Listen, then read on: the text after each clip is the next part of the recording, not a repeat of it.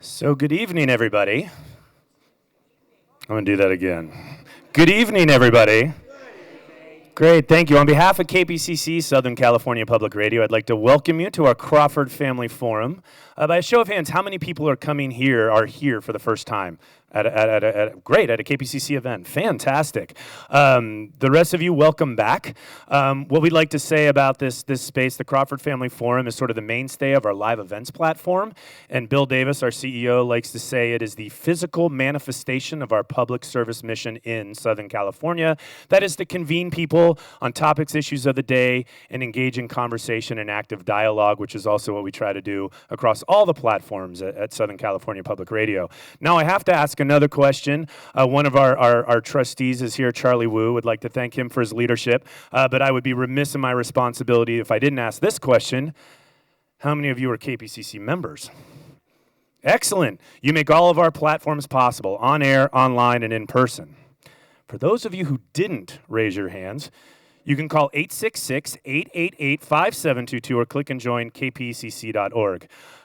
It's 866-888-5722 or click and join at kpcc.org. Thank you, Nick Roman. Tonight we do a lot of different things in the Crawford Family Forum and around Southern California, and we do them with KPCCers and non-KPCCers. And tonight you're going to see a KPCCer and a former KPCCer in Rob Schmitz. He was an outstanding reporter for us years ago. And talking with Nick, we've actually shared, it was surprising that we were able to hold on to him as long as we were. He's gone on to wonderful things, but we're so glad that he's back here tonight. But before we get going with that, I did also want to mention another way for people to get involved with KPCC is to become part of our Public Insight Network. We go to you as sources to give us information about topics and things that maybe we don't know as much about as you do. So if you can fill out one of those little forms on your chair, helps us do our job better. I think I've gotten most of the administrative stuff out of the way. You can keep your devices on. We just ask that you put them on silent. And by all means, participate in our conversation on social media and encourage your friends to check it out. We are going to be live video streaming this event, so this will be happening. And we'll post it on our website, and it'll be available almost as soon as we're done. So if there's anybody who missed this event and you want to tell them about it, you can share it with them. So without further ado, I would like to introduce the guy who used to be Rob Schmitz's editor. So I hope some tension comes out tonight, because that always makes for good live events. And reporters and editors have that very magical relationship. And the guy you hear in Afternoon Drive, hopefully every day, Nick Roman.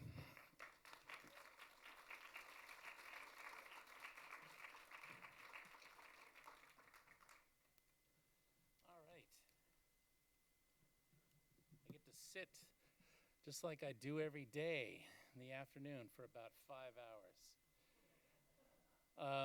One of the nice things about hosting All Things Considered is that every night is sort of like a class reunion at KPCC, at least for me, because I'm always hearing reporters who were here as staffers, people that I've worked with before.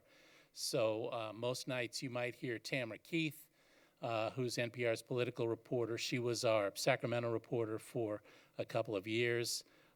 You might hear Shireen Meraji on the Code Switch team, or Adrian Florido. Ed Joyce, who's now at Capitol Public Radio in Sacramento. Sometimes you're going to hear Rachel Myrow, who's at KQED in San Francisco. And then it's always been a joy for me to hear this guy, Rob Schmitz, who was our Orange County reporter when I arrived in 2004 and was with us for a couple more years after that. And there were a million times that he made me look really good. And it was no surprise when he moved on to bigger and better things. We'll talk about one of those events when he was with us at KPCC. We sent him actually to China to go along with then Governor Arnold Schwarzenegger on a trade trip. And I think we've got a photo of that too. But as all of you know, that Rob has written a book called The Street of Eternal Happiness. This is it right here. It's got a terrific picture of a little kid on the front, and it's got 15 terrific chapters inside. I confess I have not finished the final 3.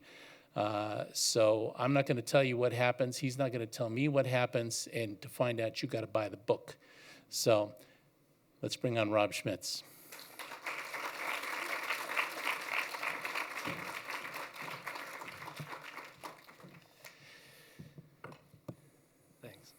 Thank you, Nick. Wow, you're being so nice to me.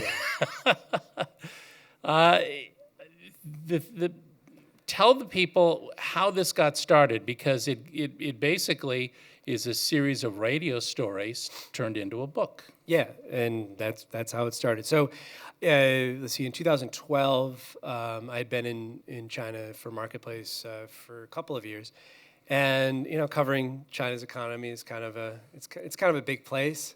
China, it's kind of a big economy, and especially then it was growing very quickly. In 2011, it became the second largest economy in the world, and I found myself doing a lot of spot news. These are shorter news segments about what was happening, any particular day, because, off the wires you would see news that would be huge news in the U.S., but It was just like basically routine news in China almost every day. And I think for me, this series sort of came out of that time. I wanted to take a step back and to kind of capture this moment in time when the economy, this amazing economy, was just transforming so quickly, because I wanted to see how this was impacting just normal, everyday people.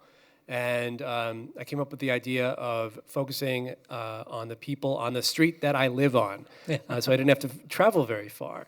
And I think it was a pretty manageable idea, because I was able to just walk out my front door and start talking to my neighbors, and that's what I did, and that was the beginning of a radio series. Now, you were able to boil it down to a handful of people, but did that mean that you started by talking to dozens and dozens and dozens? No, actually, because I think what happened was, the idea was to do one story per month for 12 months. We ended up doing 13 stories. And, what was interesting also was that most people that I approached for the series with an enormous shotgun microphone in my hand, they said, yeah, I'd love to talk to you. Because I think at the time, I was approaching them to talk about the economy and their role in the economy. And if there's one thing that most Chinese don't mind talking about, it's money. And actually, that's why, in some ways, my job is made easier in some ways, because that is really the basic unit of the theme of most of my stories, is their relationship with money. And when I approach folks in China, I'm not talking about human rights usually at first. I'm not talking about politics first, because those kinds of questions, I think, sometimes would get you a no in response. What I usually ask is something that they would usually ask me very quickly, which is, how much do you make? If anyone here has lived in China and you're a foreigner, or anyone really, I mean, that's really one of the first questions you get as a foreigner. Is how much do you make? And then they're trying to figure out like where to put you in the economic scheme of things. And so that, of course, that question is usually one of the first questions I ask. It's very natural question, and as you start talking about their economic situation, and then you kind of zoom out to the economic situation of the country, it's natural that a lot of maybe things that they would normally not talk about just naturally come out. Right, because it starts, the whole story, all the stories start to slide into history, family relationships. Right. There's a lot of that that's involved. So start with the woman that you and I were talking about a few minutes ago, the flower lady. Right. Again, let's try and say her name right. Jiao, is that correct? Yep, Jiao Shiling. Right. Yeah, so she's one of the main characters in the book, and she appeared in the radio series as well. And Jiao Shiling she runs a flower shop on one of the corners on the street. And I met her very early. I met her almost 5 years ago now. And she's probably the one character that I've become the closest to. She's a very close friend of mine now. She comes from Shandong province. She comes from a coal mining town. And she originally came to Shanghai in 1992 to work as a factory worker in a television assembly plant. She later made enough money to start her own flower shop, which is something that was a dream of hers, was to run her own business. Now, when she first came to Shanghai, people in her hometown sort of admonished her, especially the women in her hometown, because it's not normal for a woman to leave a small town like that back then without your husband. And she did that because she cared so much about her. She had 2 sons, and she wanted to make sure that she was able to make enough money to secure a brighter future for them, because her husband was making fairly minimal wages at the coal mine as a coal miner.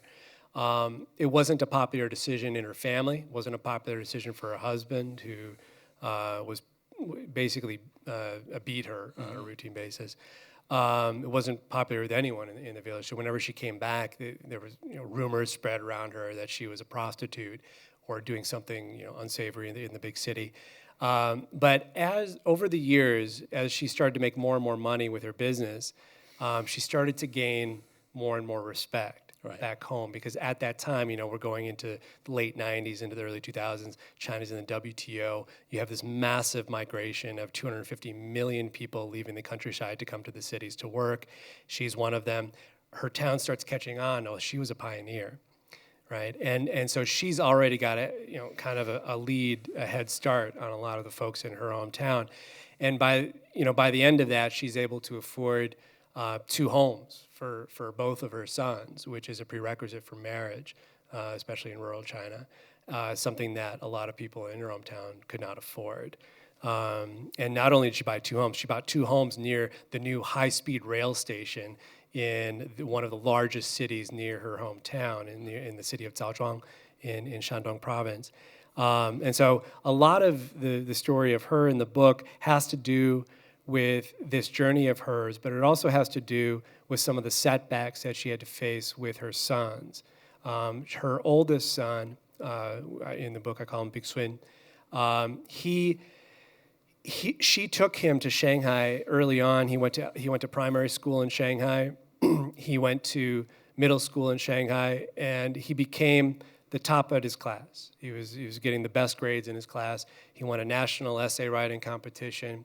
He was a very good athlete, very good-looking guy. But then came time to go to high school.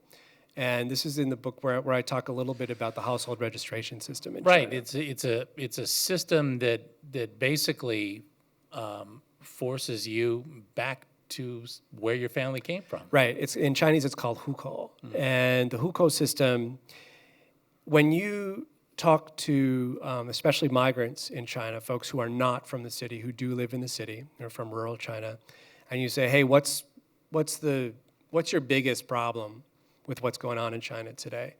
It's usually not democracy, which is, I think, the Western media covers a lot. It's usually not internet censorship. It's usually hukou.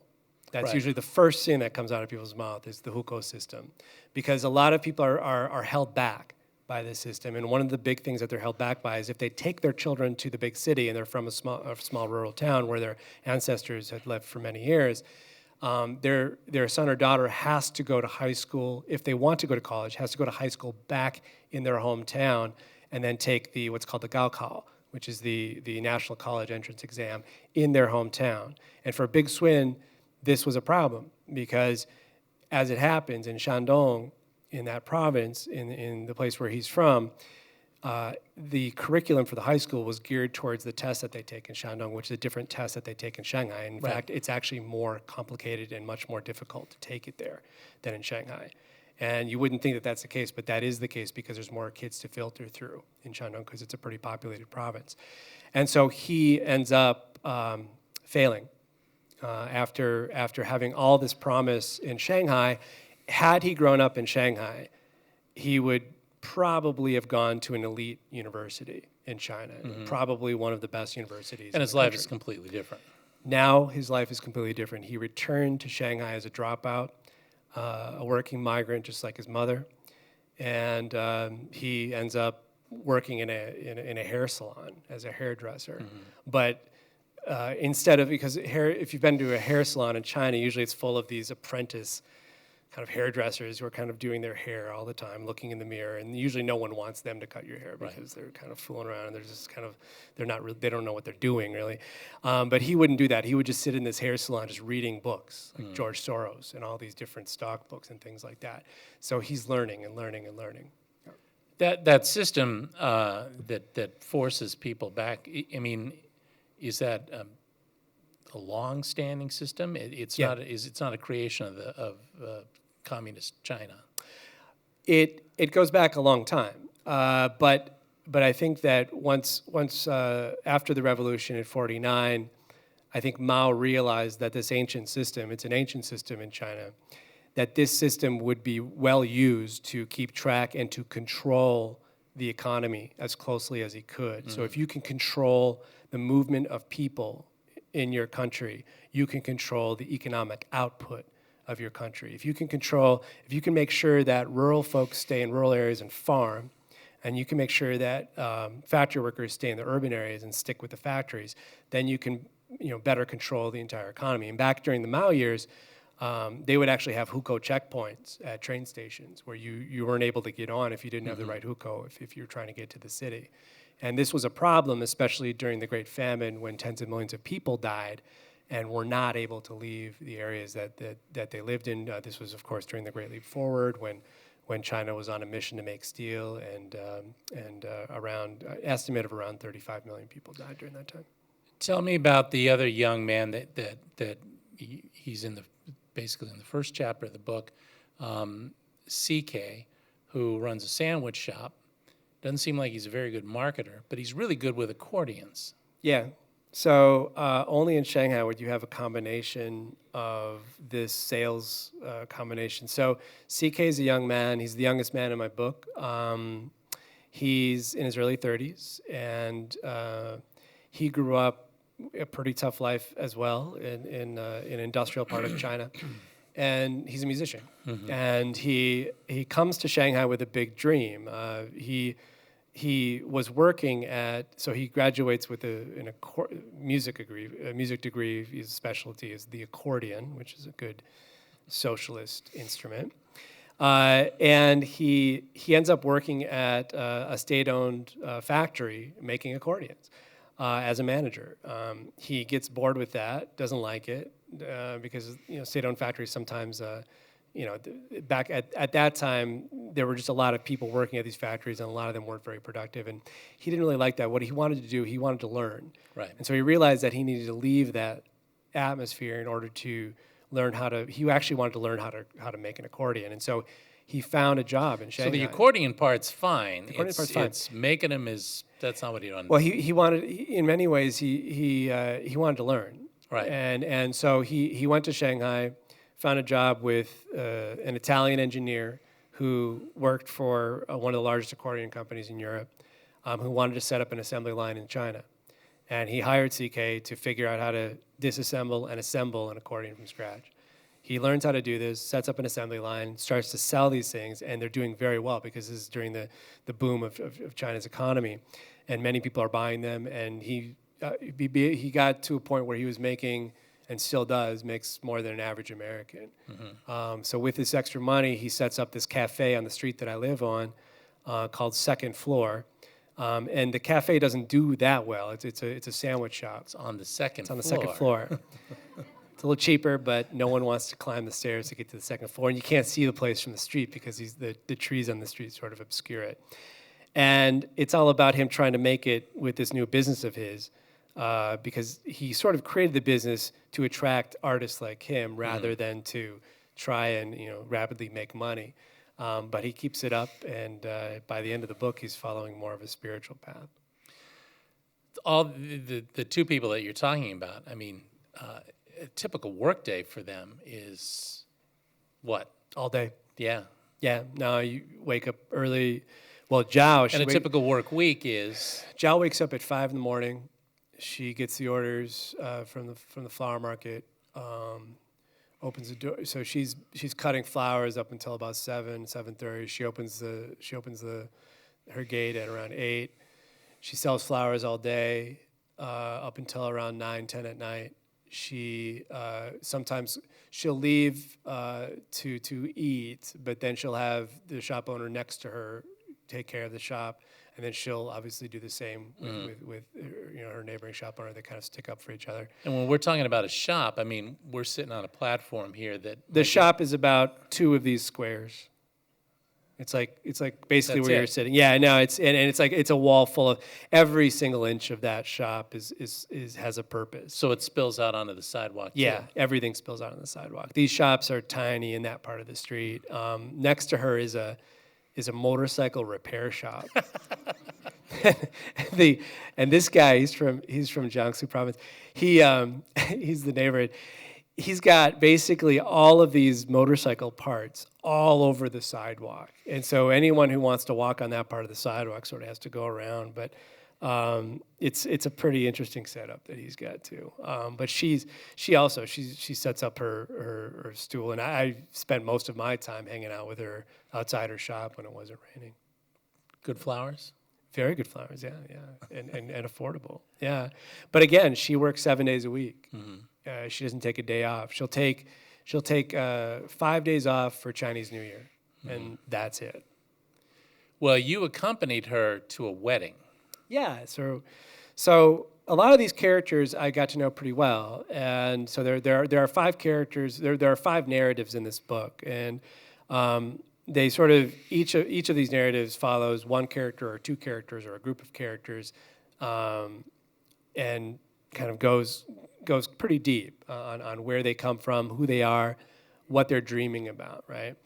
And her dream, Jiao's dream, is to marry off her eldest son, the son that was sort of robbed of a chance to go to college, because she feels very guilty about that. And she really wants to make sure that he at least marries right. But the problem with that is that he's a pretty independent guy, and he just basically refuses almost every girl that she puts him in touch with. So when we go to this wedding of her, it's her nephew's wedding, his cousin's wedding, the actual wedding that we're prepping for is his wedding, his big swin's wedding, because she's trying to marry him off to a girl that he's never met before.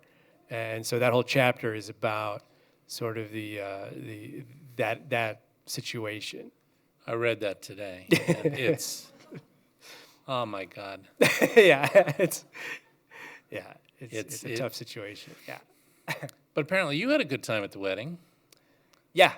I was a country wedding especially for a foreigner to show up at a wedding like that basically means that I will be drunk. And filled with cigarettes. I'm not a smoker, but it doesn't matter. I must smoke the cigarettes and usually have one behind my ear at all times. So yeah, that is the pain of reporting in China sometimes. So these are the 2, CK and Jiao, the flower lady, are, at least from the way that I was reading the book, although they've got their struggles, they're successful and have an idea of what they want to do. And then you have this couple, Uncle Feng, right? Uncle Feng? Mm-hmm. Uncle Feng and Auntie Fu. And Auntie Fu. Yeah. And their lives are not nearly as... A complete chaotic mess. Yes. Yeah. They're in their 60s. Train wreck. Yeah, absolutely. They're in their 60s. They live from pension to pension. He sells scallion pancakes outside his kitchen window. And Auntie Fu, so they grew up, they were both born around the time of the revolution, right? Around the time of 1949, when the birth of communist China. So they were born then. They grew up with communist China. They grew up as teenagers, sort of going through a lot of these political campaigns, and then finally that culminated into the great, the Cultural Revolution.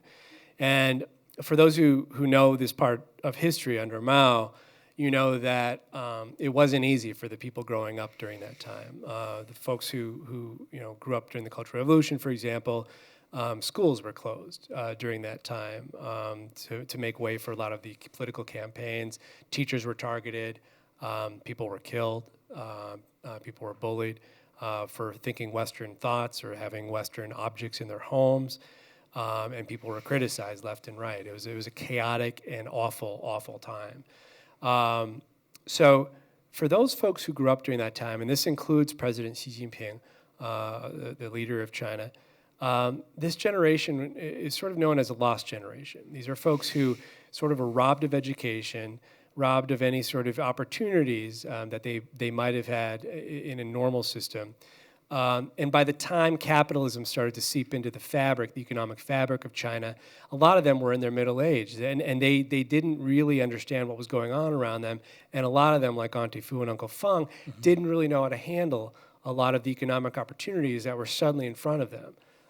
So starting a business was difficult for them because they didn't really have the skills to really do that, because by the time they were about 40 years old, every single decision for them was made by the party. You know, they didn't really make a single career decision until they were on their own in Shanghai. And suddenly they're surrounded by all this wealth, and they really don't know how people got that. And so for Auntie Fu, she's in her 60s. She wants to desperately to become rich. And so she then gravitates towards these get-rich-quick schemes that she drags me to, and we're going from one pyramid scheme meeting to the next. I mean, it's to the point where they will draw the pyramid. Yeah, well, actually, in one meeting, that I talk about in the book, the gentleman who's trying to sell this crazy product, it's a direct sales product. Yeah, it's pretty crazy. I ask him, so how does this work? And he basically puts all of these points on a erase board, a dry erase board with his pen, and then he connects all of them. And by the end, he says to me, and it's pretty obvious what we're looking at, he said, "This is a pyramid." But it doesn't dissuade anybody. No. It makes perfect sense for everyone. Yeah. It makes perfect. And for Auntie Fu, she just didn't understand why I didn't want to buy in on this. But I spent most of my time trying to dissuade her from investing more money. Did you have any success? Because it didn't look like it. I did towards the end, but in many ways it was too late, because she had dumped basically all of her pension into these schemes, and with the hope that one of them would come to fruition, or that one of the companies would list on NASDAQ. That's always the promise, too, with these investment schemes in China. They always promise that they're going to end up listing on NASDAQ or on the London Stock Exchange or some sort of foreign exchange that would be too complicated for them to even understand, because a lot of these folks can't even get on the internet in the first place. And so these scams are right now everywhere in China. They target the same group of people, just like this generation is targeted. And it's really unfortunate, because this is the generation that went through so much trauma in their lives, and this is the last thing they need by the end of their life, to be stripped of all of their money by these scam artists. And there's a tip-off to these. I mean, it's what's the name of the city to the south where many of these Wenzhou. Yeah. Which is, I'm not sure. I mean, is this like the Las Vegas of China, or what? I think if you would speak to most Chinese, I think within China, Wenzhou is definitely not the Las Vegas of China, but Wenzhou is a place where it's got they view money differently there. They do, and it's a place where economic changes happened first in China, because people were doing a lot of interesting things with finance early on. There's a lot of the underground lending system in China really derives from Wenzhou loans, and a lot of these schemes, as I came to learn, some of them were organized by people from Wenzhou. I do believe, though, that Wenzhou Ren or Wenzhou people from Wenzhou in China get a bad rap in China. They get they have a pretty bad reputation. Some of it's deserved, I think some of it's not. And I've done a lot of reporting in Wenzhou, and I sort of appreciate the business spirit that a lot of people have there. The last thing I want to talk to you about, I mean, not the last thing, but one thing was actually for sure on my list, is this box of letters that you end up with from a friend, and I'm not sure exactly where the letters came from, but they're letters back and forth that a family has been writing for decades, something like 30 years. So this was a story that I'd done for Marketplace, one of the last stories of the series. And I think this was probably one of the first stories that I did. It was one of the last ones, but I think it kind of made me realize that the material I had might be suitable for a book, because I had so much extra material after doing that story. So that part of the book, it's about these letters that a friend of mine who's Chinese, she goes around and buys antiques at antique shops throughout the former French Concession neighborhood of Shanghai where I live. And she bought a shoebox full of letters, over 100 letters. And while I was doing the radio series for Marketplace 4 years ago, she heard the series, and she realized that all of the letters she had, they had the same return address. It was all on the street that I was profiling. It was all on Changlelu, which is the street that I was profiling for the series. And I spent Chinese New Year's Eve with her and her husband one year, and they both said, we really want you to have these letters. We want you to look at these because they're very interesting, and you should read these. And so with the help of my assistant, because my Chinese reading is, so-so, but with the help of my assistant, we poured through all these letters. We translated all of them. And they were letters between a husband that in 1957, he owned a factory in Shanghai. And during the end of all private enterprise in China, he was stubborn. He didn't really want to end his business. And so he was arrested and charged as a capitalist, making money in an illegal way. And he was sent to prison. He was sent to a labor camp in Western China for 20 years. And so these letters go between him on the Tibetan plateau in Qinghai province, where one of the first labor camps that was actually established there called Dilingha. And at Dilingha, this labor camp actually doesn't even have walls because it's so far out in the desert that if you even tried to escape, you would die. So they didn't even bother building a real prison. So he was there laboring in the fields every day because they were trying to grow things there. All of the fellow prisoners were dying left and right because the famine began the year after he was there. And then his wife is back in Shanghai on the street that I live on, and she's trying to raise 7 children with no salary. She ends up giving away one of the children, the youngest daughter, to strangers. And so these letters, as you can imagine, are pretty heavy. They're pretty sad. They're full of they're written in an interesting way. You can tell that that when they were written, they were worried about them being read. And so there's a lot of propaganda inside the lines. They'll be like, "Oh, praise Mao Zedong," or it was so wonderful that we finally had the nuclear test on this date, and we can show the American imperialists, blah blah blah blah. And then there'll be like 2 lines of that, and then there will be actual information that they wanted to convey to their loved one.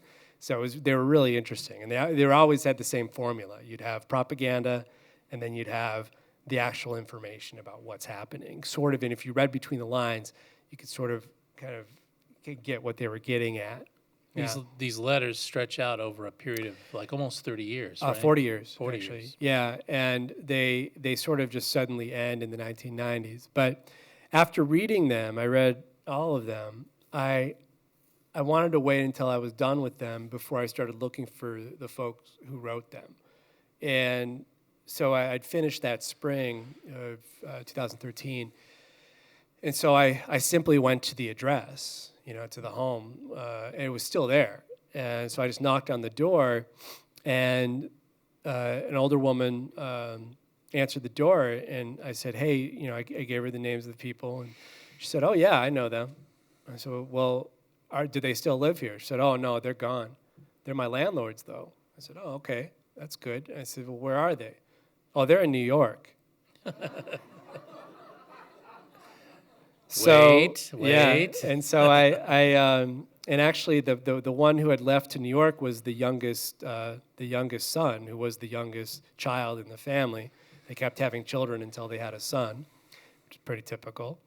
And he had taken his mother, who was still alive, the wife in the letters was still alive, amazingly, to New York City. They had won the visa lottery. And so they moved to New York, and I caught up with them. I found them. And so the rest of that narrative follows my relationship with the son because, when I first met him, he was shocked that I knew all of this about his family, that he had no idea that those letters were out there. I mean, he remembers throwing them away, and they must have been fish out of a garbage. Mm-hmm. And so his first response to me, he said, "I'll talk to you, but here's my attitude about those letters, is that they should have stayed in the garbage. They mean nothing to me, and I don't want to see them," which was really interesting. Well, there's a fair amount of that kind of attitude, Yeah. right? About I think that's pretty typical. I think the past is past, or we're just going to bury it. I think that there are many Chinese Americans here in the audience, and I think that my understanding of this is just from talking to my friends and my wife, who's Chinese American, and knowing how her family dealt with that period of time, is that I think that there's a way to handle family pain in China, and I think a lot of it is to hide it and to not talk about it. It's different from how I think other cultures handle it, but I think that that's just, it's a very common way to handle the trauma of that time, because I think that the trauma of that time in China, it was so great and it was so horrible, some of the things that had happened, that it just was something that you didn't even want to utter, because you didn't even want to remind your children that this had actually happened. My wife's grandparents are like this. They don't really talk about how they left China or what was going on before they left and what the circumstances were when they left. But I know, we all know that it was pretty horrible. Mm-hmm. And they lost family members, and they don't talk about that. So I think that was an attitude that I had seen before, and so I sort of expected it. But as I got to know him, he became more open to opening his heart to this part of history. At the same time, his situation in New York, he lived in Flushing, which is pretty typical for someone from China to be living, because it's basically Chinatown in New York City. And he worked at a cell phone repair plant. So he was on an assembly line with other Chinese, in a factory, going to and from work from Chinatown. So he's like surrounded by, Chinese shops and Chinese eateries, and going on the subway, the 7 train, over to Long Island City, where he worked at a factory and made less than minimum wage with other Chinese workers. He was basically in China, more or less. I mean, he had gone from Shanghai to China in America. I know his mother was early Alzheimer's, or maybe his more mother. advanced. Yeah, but his at one mother was point suffering. she asks, "Where in Shanghai are we?" Yeah. Well, when they were driving from JFK. They had just gotten from China, and they had arrived in JFK, and they were driving to Flushing. And as they entered Flushing, she looked around and said, "Where in Shanghai are we?" And in many ways, it wasn't so off. I mean, she was suffering from Alzheimer's, mm-hmm. but it wasn't such a bad question, because, it looks like Shanghai, except a little more run down in some ways. So that part of the book is about his dream, and his dream is to really pursue his own dream here in America. And it's not really the American dream, but it's his own dream. And he wants to learn as much as he can. He wants to learn English. He wants to get his high school diploma equivalency, and he does all of this at the Flushing Library. And I think as I came to know him, we always met at the Flushing Library, and it reminded me how special our library system is in this country. It is incredible. I mean, because in China, libraries don't really serve this purpose at all, but in America, you have public libraries in every community. And in a place like Flushing, where it's full of immigrants, that library serves an enormous purpose. And it's there to teach people English. It's there to teach folks different skills. They can get their GED there. They can study all sorts of job skills. And so he was basically soaking up as much as he could from this library. Yeah. And at 58 years old, he graduates from high school. Yeah. My mom's he's an absolute inspiration. My mother used to be a librarian, so support your local library. Absolutely, yeah. You brought some pictures, and I want to make sure that we have a chance to show those to the folks. Okay. Let's see, Dave, you got them? Here's the first one. That's Flushing.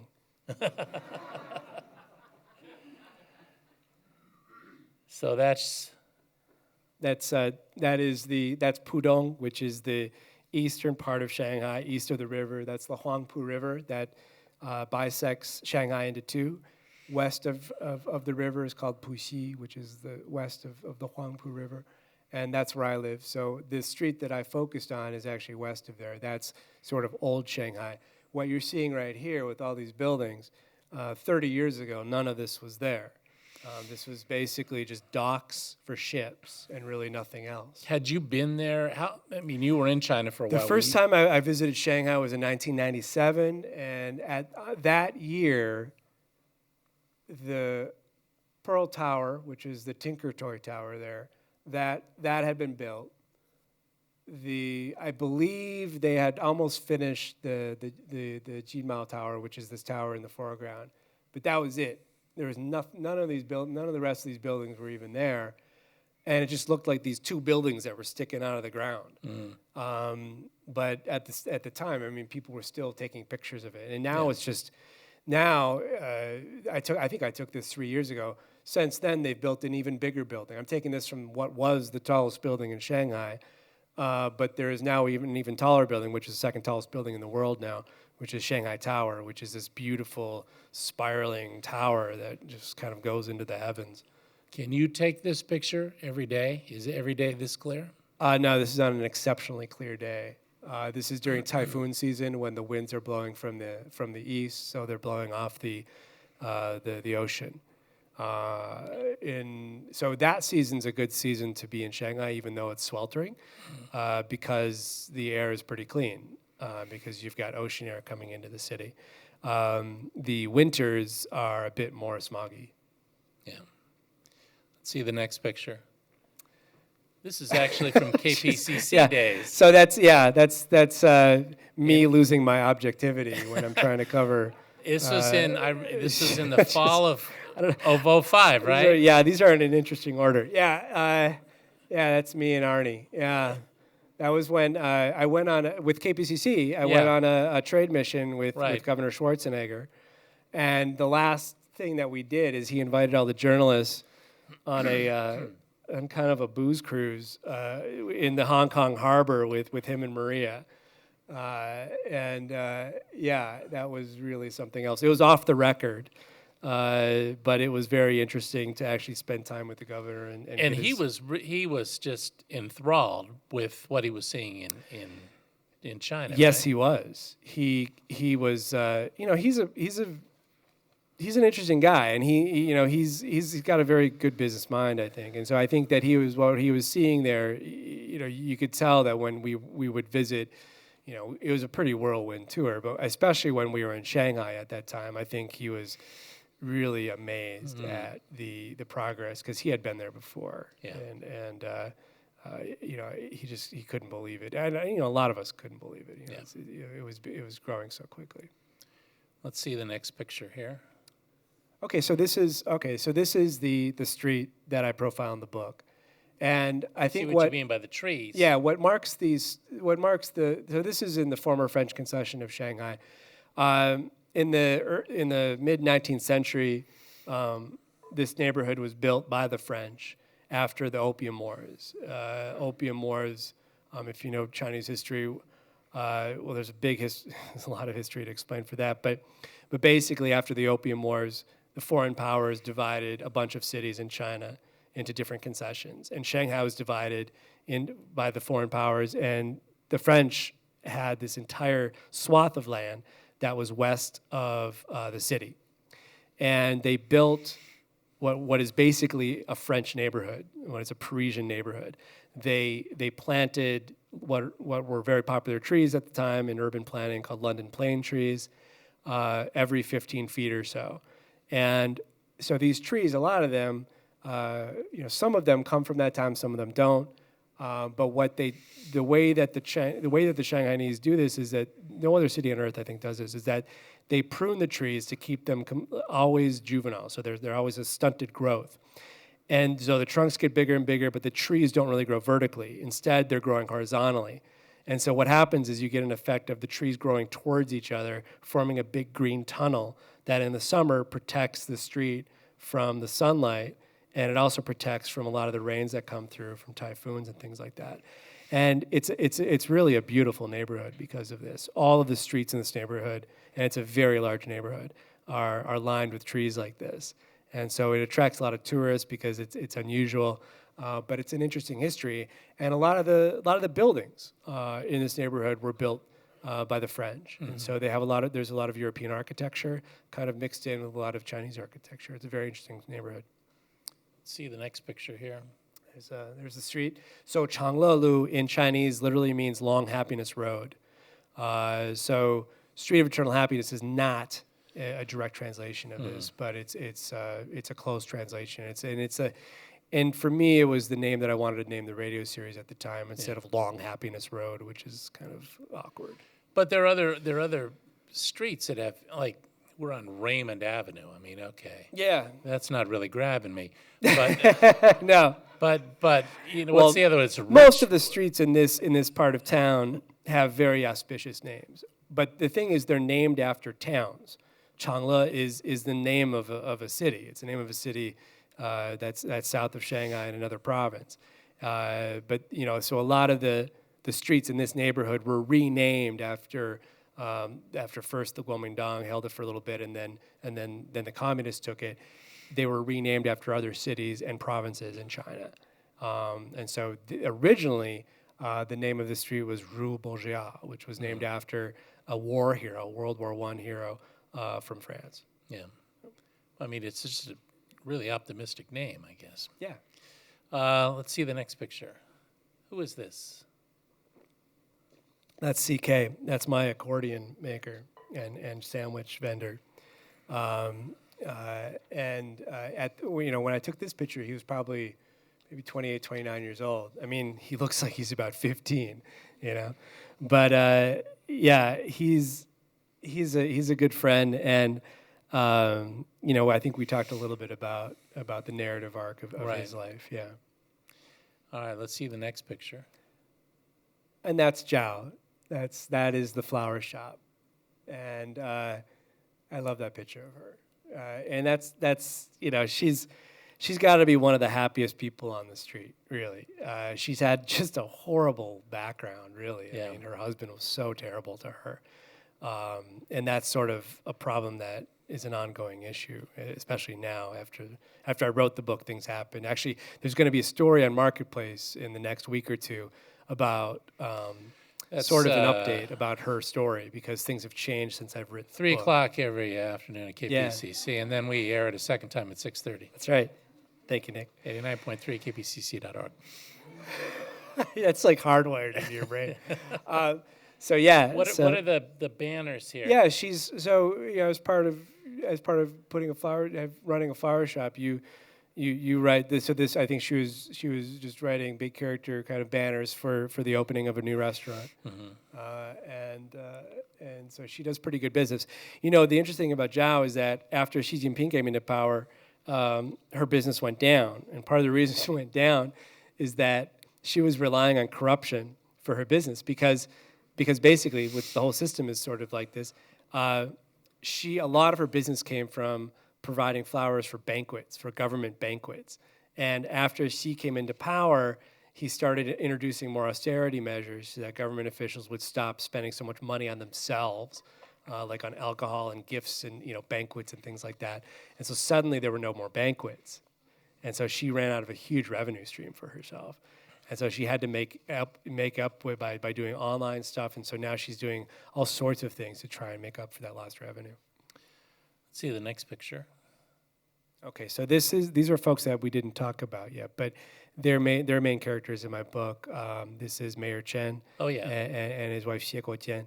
And so this married couple, they lived inside of an empty neighborhood behind my apartment. So when I first moved into the neighborhood, I lived in a complex called the Summit, and I lived on the 8th floor. I now live on the 16th floor.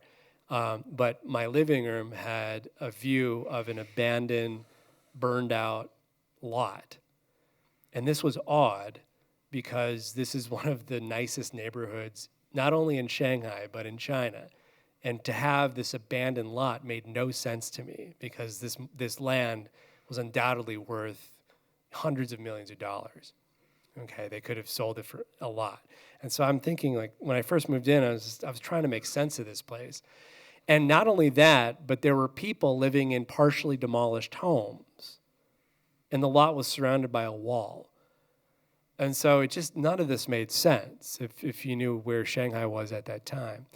So my curiosity got the best of me, and I knocked on the gate and was turned away the first time by the security guard. But It sounded eventually, like the security guard who sort of reminded me of Barney Fife.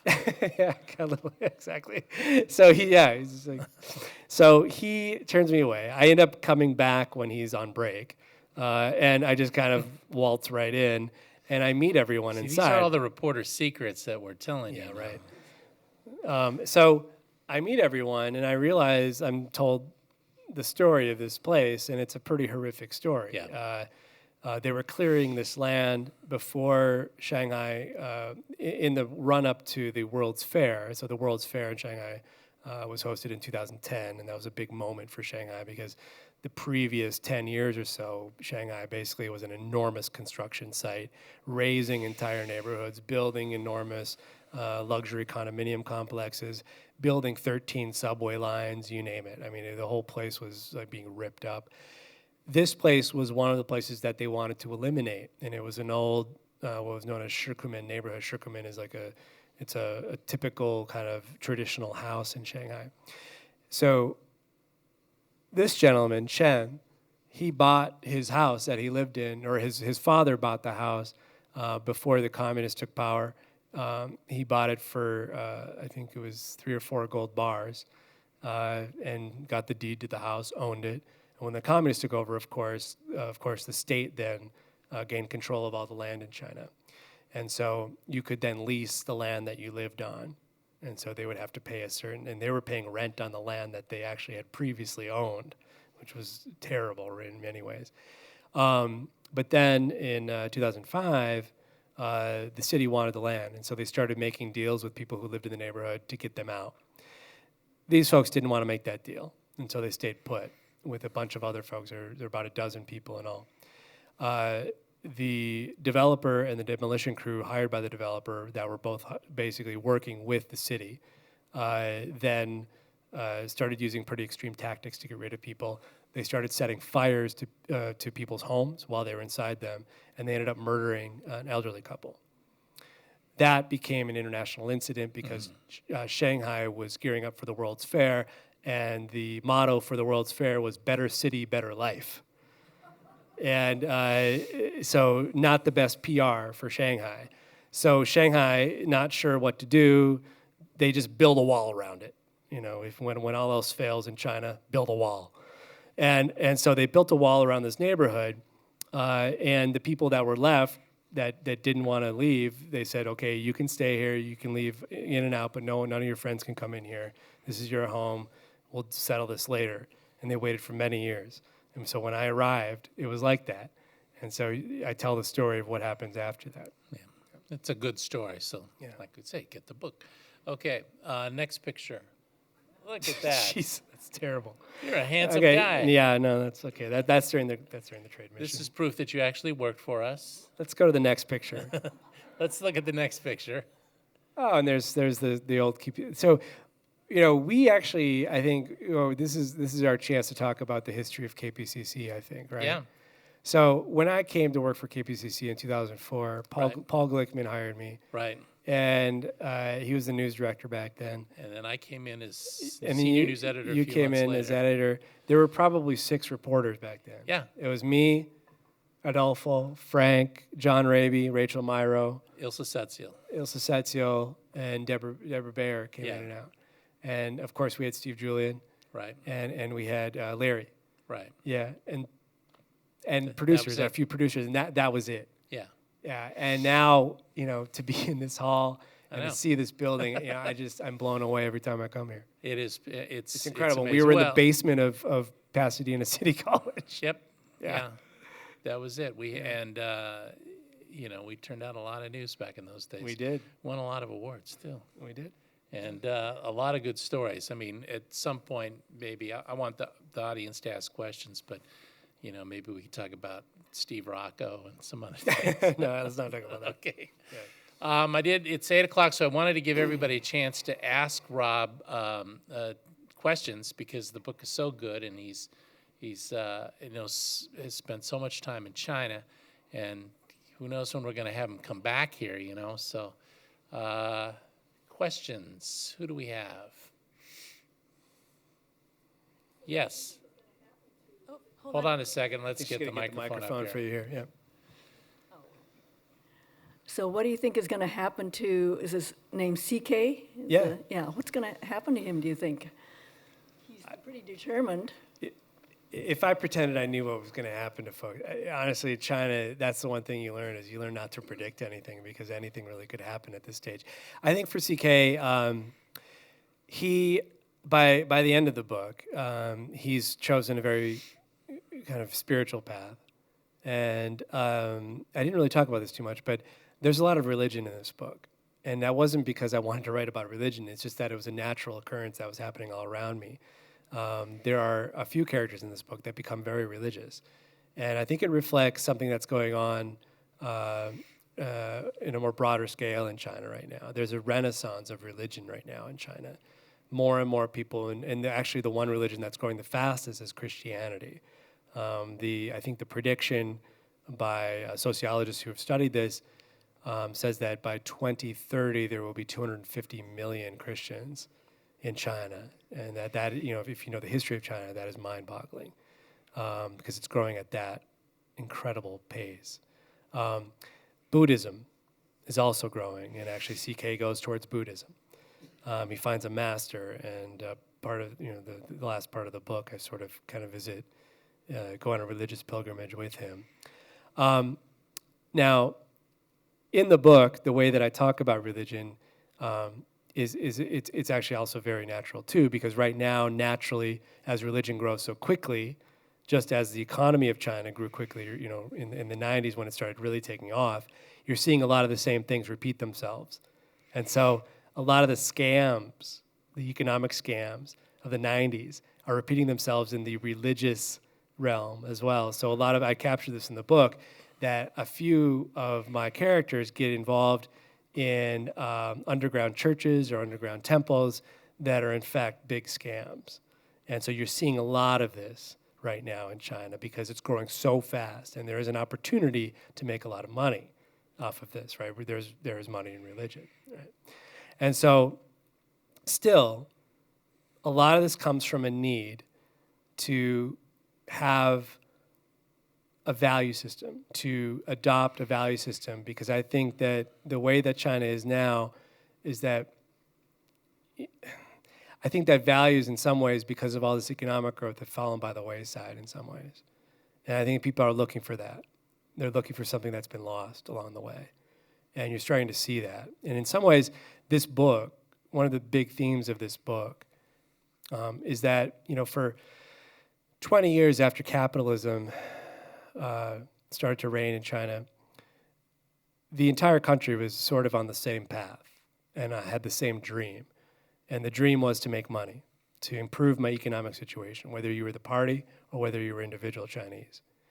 That dream for many, for hundreds of millions of people, has been realized.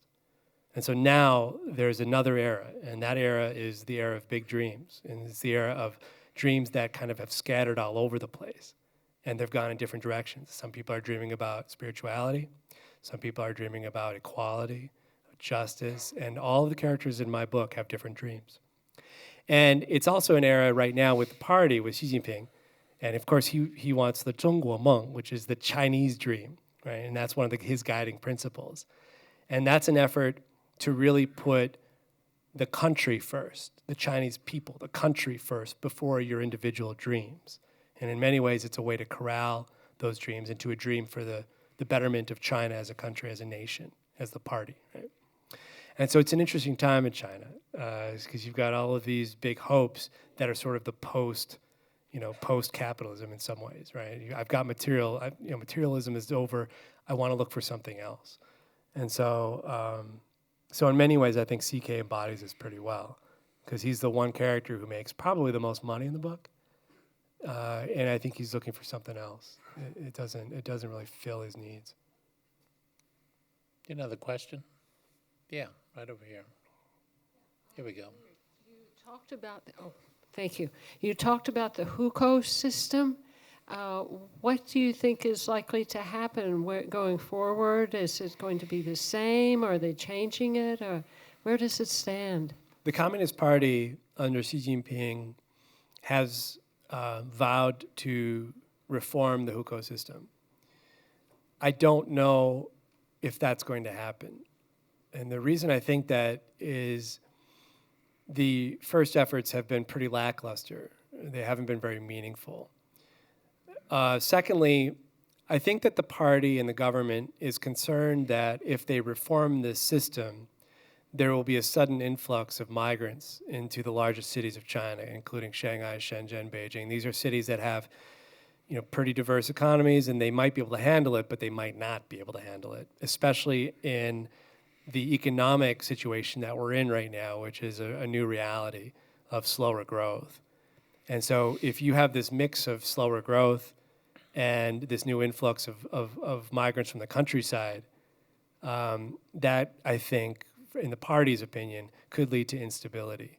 And so I think they're going to push that down, to kind of kick that can down the road a little until things are a little more promising economically speaking. So I think that this system will probably, it's far from being dead, in my opinion. I'm curious, let me ask you a question about the religion. I mean, how does the Communist Party feel about this surge in religion? I mean, are they okay with it? Because that can push change too. Yeah, I mean, there's been a lot of stories about this, about how the party doesn't like Christianity or that they're tearing crosses down in certain cities, and that's happening. But I think at the same time, what's happening is that you can't stop this. Right. It's gonna happen, and I think that what they're trying to do is regulate it as much as they can. I don't think that the party is necessarily anti-religion, even though I would say if you're a party member, you're expected to be an atheist. You're Marxist. So Marx didn't believe, in religion. But I also think that there's a certain tolerance for religion, because I think as long as it doesn't challenge the authority of the state, as some faiths did in the past, like Falun Gong, I think that the party is fine with it, but it will be keeping a close eye on it because these things can sometimes turn or lead to more instability.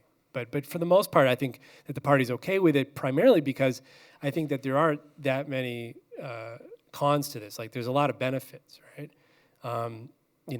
People are looking for values, right? That's not a bad thing, right? And that helps. That helps a harmonious society, which is one of the big keywords of the party. So a lot of their goals, I think, are in line with a lot of the goals of religion. It's just that I think that they're a little worried about it. Yeah. Another question? Let's start with you, and then we'll go to you. Go ahead. Yes. Any predictions about U.S.-China relations following the elections? I think it depends on who's elected. Go either way if you can. Well, my Chinese. So I meet with the PSB, the Public Security Bureau. These are police on a quarterly basis. They ask me all sorts of questions. They want to know what I'm working on.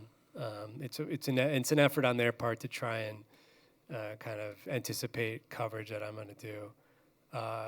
But it's for me. I actually don't mind these meetings. When I first started meeting with them, I was a little uncomfortable about it, but I learn a lot from them as well. And when we talk pretty freely with each other. And one of the reason I mention them is that we did have a discussion about the election in the U.S. and they were worried. They were very worried because they don't like Trump very much because of the things he's said about China, but they also don't like Clinton.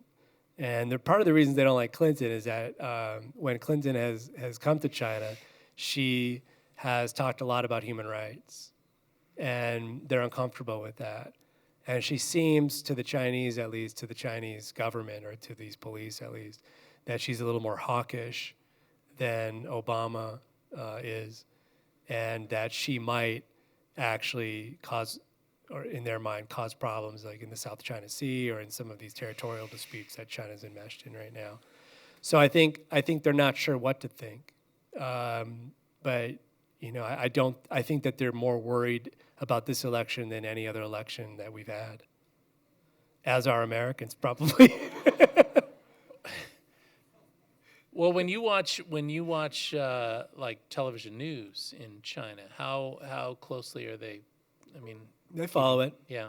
but I think that they cover the ridiculousness of it all, which Well, is hard that's not what to we do. do. Come on. That's what we do too, right? But I think it's hard. Yeah, they're covering it. They're not covering it that much, but they're covering it for Yeah. sure. They're keeping their eye on it.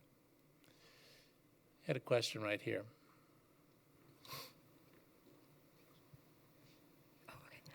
So part of China's newest 5-year plan is education reform. Yeah.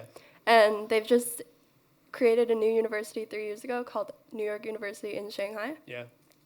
That's 51% Chinese-owned, Yep. 49% American-owned. Do you Yeah. see this kind of Sino-American university benefiting China in the future? Yeah, I did my first talk for this book at that school, and I know a lot of people at NYU in Shanghai. That was an interesting and a controversial decision by NYU's part, and to cede that 1% to China. So basically China runs it, right? Or the city of it's in NYU's case, it's the city of Shanghai. It's a city government. There are more and more universities from the United States that are doing this. I think, though, it's funny, I think 5 years ago, I would say that there were more that were just kind of blindly going after it. Like Duke is establishing a campus outside of Shanghai. A lot of universities are starting to come. I think recently, though, there's been a little hesitation towards this. And I think more universities are starting to kind of think twice before they come. I think it's tricky to run a university in China because if you're going to cede control to China's government on any level, you're also sort of ceding control of. You can be ceding control of the content that's being taught at that school, and if there's anything that that these universities are, these universities are free speech is really the biggest part of a university, right? And I think that's a difficult thing when you talk about certain topics in China. For example, I mean, if you have a history class and you're talking about the Tiananmen protests of '89, or if you're talking about the history of Tibet, if you're talking about the history of Xinjiang in the northwest of China, or the Taiwan issue, these are very sensitive issues that are not discussed in Chinese universities in a free manner. And so I think that for a university like that, I can't speak for them, and I don't know if these topics are discussed in a free manner, but you start to kind of wonder, okay, what kind of concessions are we making? So there's obviously a desire to make a lot of money. This is the biggest potentially the biggest bag of money that you can get as far as students, right? And right now we've got a flood of students coming into the United States, many of them from the wealthy class, that pay in cash, right?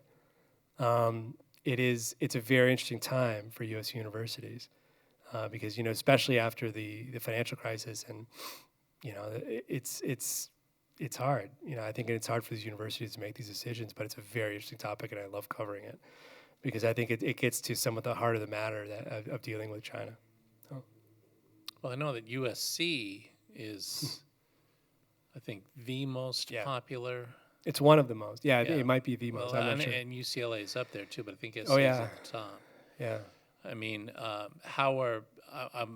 can you see evidence of those universities essentially recruiting Chinese students in in Shanghai where you are. Oh, sure. You know, and I've you know, when I won that, you know, Amy Scott from Marketplace and I, we won a Murrow Award for a series that we did about an agency. I found an agency in Shanghai. Actually, it was Shanghai University. They ran a study abroad agency where this agency prepped Chinese students for U.S. universities. But I found a few people who used to work for them who no longer work for them, and they sort of spilled the beans. And they admitted that they wrote the essays for the students, they doctored their transcripts, and they did that by going to their high school and bribing folks to doctor their transcripts. Some of them sat in and portrayed the students as them. They went on Skype interviews and said that they were the student. All sorts of fraud. And when I tried to talk to Shanghai University about this after finding out, you know, documenting all this as much as I could, they didn't want to talk to me, of course. And so then I called the University of Wisconsin, which ended up with a lot of these students. And when I called them, it was Stevens Point. It was a campus, one campus of the University of Wisconsin. It took them a few days, but they finally ended their relationship with this agency, which was millions of dollars. And the next day, the agency called me because this was just one of many universities that they worked with. And so, yeah, it was an interesting interview. But they admitted that they were doing something wrong, and they admitted to change, but it ended up being a pretty interesting series. And I think there are a lot of agencies that do that still today. And I think, you know, in some cases, these smaller universities sort of turn a blind eye to it or pretend it's not there, but it's there. And, you know, it's a huge problem. Because, I mean, if you want to look at it one way, these are spots that students from anywhere else, including America, could be taking. Instead, these are kids, you know, who might be, some of them might be cheating to get in there. Well, what is that? I mean, 'cause I have a friend of mine who works for a large entertainment conglomerate that has theme parks. You're being around very the world. vague. Yeah. And had Might that conglomerate be opening a theme park in Shanghai? yeah, probably. Like next week, maybe? Yeah, he worked on that part. Yeah. But he would tell me about business meetings where, you know, Chinese executives would promise the moon and the stars and cut the price of everything. And he said, you know, I would have to come back and fix what was done or, you know, redo what was done. So there's sort of this, it seems that there's this fast and loose sort of attitude toward, you know, playing by the rules. Does that ever Yeah, I mean, I think it's pretty typical in China, but I also think that was probably and is still pretty typical in America in some ways. You know, I think that, you know, not here? Yeah, you know, I think it was and still is in many ways. So I don't know if that's really I think in some ways that's just like a runaway capitalism problem. Yeah. And in some ways, you know, China's got a form of capitalism right now that's pretty unregulated. Right. And a lot of the rules aren't enforced. There are rules, but they're not enforced really well. And I think that, you know, we could use some better enforcement, and I think that some of that stuff might not happen. But I don't know if that's a uniquely Chinese problem. Mm-hmm. Other questions? Yeah, right here. 2. He'll go first. You've mentioned that you've had to meet with quarterly with the government officials. Have you had any trouble with censorship in the time you've been in China? Yeah, so I meet with police. But as far as censorship is concerned, no, not outright censorship. You know, I'm a foreign correspondent. They usually leave us alone in terms of, you know, what I file, they cannot censor. But that doesn't mean that they're not doing other things to try and prevent me from talking to sources, which is, I think, the biggest form of censorship that they're kind of pushing on me. And so, to give you an example, in the last few years, I've noticed, and a lot of other journalists in China have noticed this, foreign journalists, is we've been followed a lot by police when we go out to report in the countryside or outside of where we live. I can count like 4 trips in the last year where I've been followed by undercover police in 1 or 2 cars. It's usually not that big of a deal. Usually, I mean, in a couple of instances, we actually lost them because I had a good driver and we maneuvered and you know they think that we don't notice that they're following us, so they stay far behind. And then usually I'm like, okay, turn now, and then turn now, and then we lose them. And in one case, we did that a few months ago. So they're there to scare the people that I talk to. And so if they're around, and I'm not going to interview anyone because I don't want the folks that I talk to get in any trouble, and that's a problem. So yeah, that can limit the information that I'm trying to get and get out to my listeners.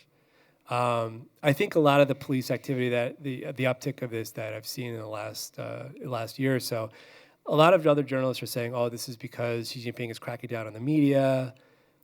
I don't think that's it. I honestly think that what this comes from is that when Xi Jinping came into power, he launched this anti-corruption campaign. 400,000 officials have gotten violations, right, in China. That's like the number of elected officials, total number of elected officials in the U.S., really.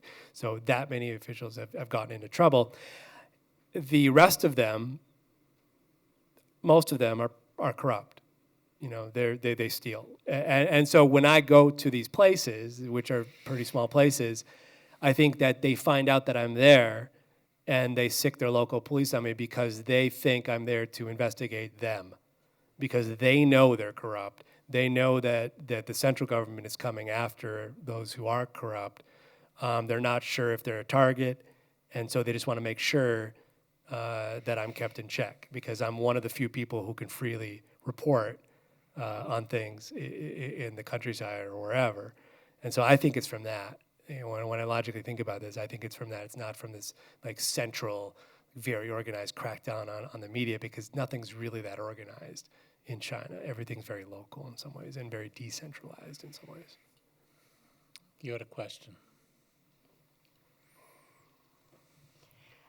I'm interested in your thoughts on the entertainment industry, specifically the piracy issue with the Western material or content that we produce, and if there's going to be a loosening and exchange. I saw a wonderful Chinese film on the last Delta flight that I took, and I was very surprised to have it as an offering. It was a beautiful movie and very spiritual. Interesting that you should talk about that. But what's your thought on if there's going to be a better exchange and less? I was trying to find it on my phone. I'm sorry that I can't, but it was about a man, a love triangle that starts out in a coal mining village, and one guy becomes corrupt, and he's married the gal, and she really was in love with the one who becomes a worker. I wish I could remember the name. Yeah, that's a great question. I think the piracy issue, that was a big issue 10, 20 years ago, up until about 6 or 7 years, or maybe even 5 years ago. It's still an issue, obviously. It's a big issue. But I would say that it's becoming less and less of an issue. And I think part of the reason of that is that China's own film industry is starting to rise, and it's rising very fast. And there's a lot of collaboration with Hollywood, right, as you know. And as Chinese filmmakers and the Chinese studios have a closer relationship with Hollywood studios, it's in their best interest to curb this because they don't want to lose money. So suddenly they're sharing in a lot of the revenue, and so it's their money too. So I think now they've suddenly had a new zeal of cracking down on these pirated DVD shops and all these other sorts of things. It's harder to pirate DVDs now than it ever has been, I think, or at least you don't see as.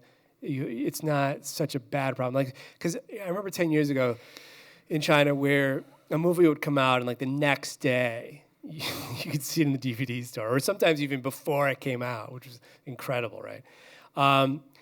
Now you don't see that, because there's a DVD store down the street, and I'm usually kind of curious about what they've got. And they didn't have the new Star Wars film until it was actually released onto DVD, and it was a pirated DVD of the DVD. And it was being sold for $1, but still, that's a pretty big improvement over what it used to be like. Yeah. We have time for a couple more questions. We have two in the back here. Thanks. I'm curious what what sort of the common psyche about the environment is, and whether you've seen that change over the years. I'm sorry, what was The environment. Yeah, okay. I think the environment is probably the biggest problem that faces China right now. It's not the economy. I think China's environment is in a terrible state, and I think that I've really tried to cover this as much as I can, because I just think we're sort of at a crucial point. Well, you ride your bike around with a mask on, right? Sometimes. I mean, I think there's one picture out there with me doing that, and then people think that I do that all the time. I mean, Shanghai is not that bad. I think what's getting worse are these second-tier, third-tier cities where you don't have that many rich people that complain about it, and it's just like the conditions are terrible. And so not only is the air a big problem, but more importantly, the water. I think water pollution right now is probably one of the biggest problems facing China. China's water supply in the north is running out, and actually one of the top hydrologists in Beijing at one point said that Beijing has basically 15 years left of water. He said this 11 years ago. And since then, Beijing and China has built a water diversion project that is one of the largest engineering projects in the history of mankind. And they've basically created a man-made river that takes water from the Yangtze River in the south of the country and diverts it almost 1,000 miles north to Beijing. And it's flowing now. And it's amazing. It's just incredible what they've done.